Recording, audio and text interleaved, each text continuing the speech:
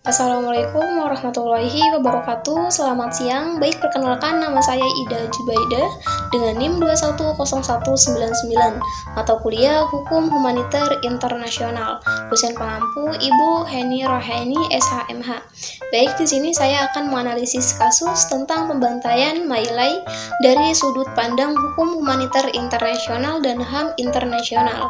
Sebelum kita membahas kasus, kita akan sedikit membahas tentang apa itu hukum humaniter. Istilah hukum humaniter bisa disebut International Humanitarian Law Applies in Armed Conflicts. Pada awalnya, hukum humaniter ini disebut dengan hukum perang, Law of Wars, lalu mengalami perkembangan menjadi hukum konflik bersenjata atau disebut Law of Armed Conflicts, dan pada akhirnya dikenal dengan hukum humaniter. Hukum humaniter internasional merupakan aturan yang memang dibuat atas dasar kemanusiaan, yaitu membatasi dari akibat-akibat perang atau pertikaian bersenjata. Hukum humaniter ini melindungi orang-orang yang tidak terlibat secara langsung dalam peperangan atau pertikaian. Hukum humaniter ini juga mengatur tentang membatasi cara-cara atau metode perang. Hukum humaniter juga ada dua sumber, teman-teman. Yang pertama hukum Jenewa dan yang kedua hukum Den Haag. Metode penelitian yang digunakan yaitu metode data kepustakaan yang penyajian secara deskriptif dan dianalisis secara kualitatif yang digunakan atau yang dilakukan dengan cara meneliti bahan-bahan kepustakaan. Adapun hasil pembahasan kasus Mailai yang terjadi di Vietnam telah melanggar Konvensi Jenewa keempat 1949 dan Protokol Tambahan 1971. Karena Konvensi Jenewa keempat ini dan Protokol Tambahan mengatur tentang perlindungan korban konflik bersenjata internasional, sedangkan tentara Amerika Serikat melakukan pembantaian terhadap warga sipil di desa Mailai yang berada di Vietnam. Jadi secara tidak langsung tentara Amerika Serikat melanggar Konvensi Jenewa keempat 1949 dan Protokol Tambahan 1971 yang dimana keduanya melindungi korban konflik bersenjata internasional. Dengan kejadian pembantaian yang dilakukan oleh tentara Amerika Serikat terhadap ratusan warga sipil tidak bersenjata yang terjadi di Vietnam, yang dimana tindakan yang dilakukan tentara Amerika Serikat merupakan pelanggaran HAM internasional berat, dan pembantaian berawal dari perang antara Amerika Serikat dengan Vietnam termasuk dalam buku humaniter dalam hukum humaniter internasional. Maka menganalisis tentang kasusnya ini, teman-teman.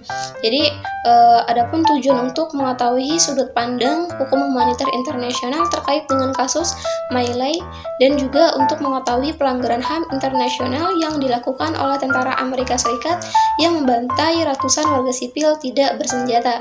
Pada tanggal 16 Maret 1968, pasukan Amerika Serikat menghancurkan rumah-rumah yang ada di desa Son Mai, membantai ratusan warga sipil dan tidak bersenjata. Bahkan pasukan Amerika Serikat tidak hanya membantai melainkan menyiksa ratusan warga sipil yang tidak bersenjata, diantaranya yaitu laki-laki tua, perempuan, bahkan bayi-bayi, teman-teman.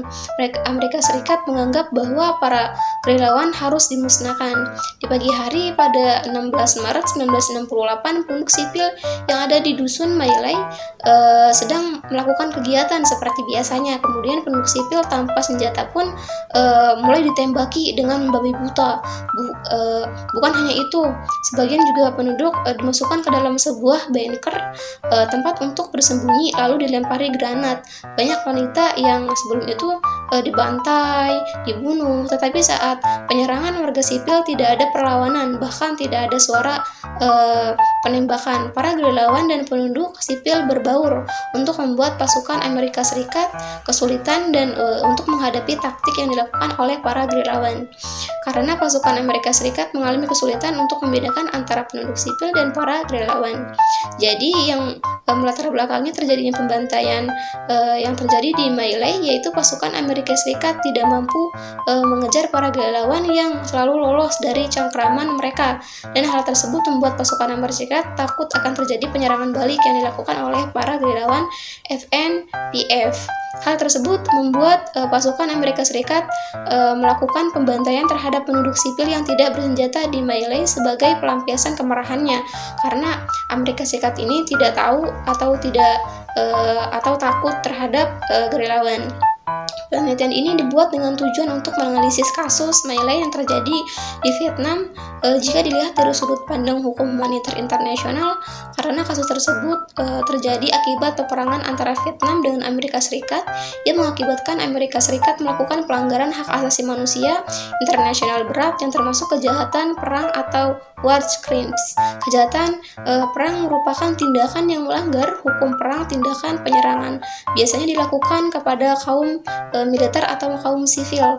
Kasus My Lai merupakan pembantaian dilakukan oleh tentara Amerika Serikat terhadap ratusan warga sipil yang tidak bersenjata di Vietnam Selatan.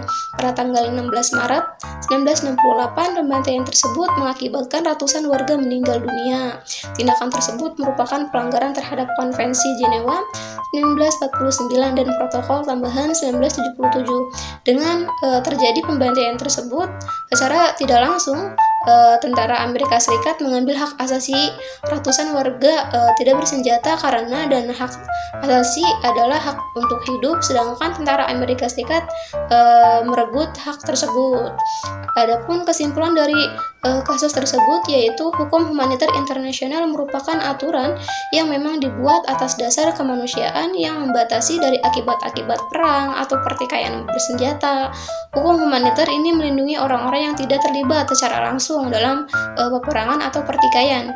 Selain itu, hukum humaniter juga mengatur tentang membatasi cara-cara atau metode perang. Hal ini melatar belakangi terjadinya pembantaian di My Lai yang dilakukan oleh pasukan Amerika Serikat, yaitu karena para relawan berbaur dengan penduduk sipil yang membuat pasukan Amerika Serikat kesulitan membedakan antara penduduk sipil dan para gerilyawan.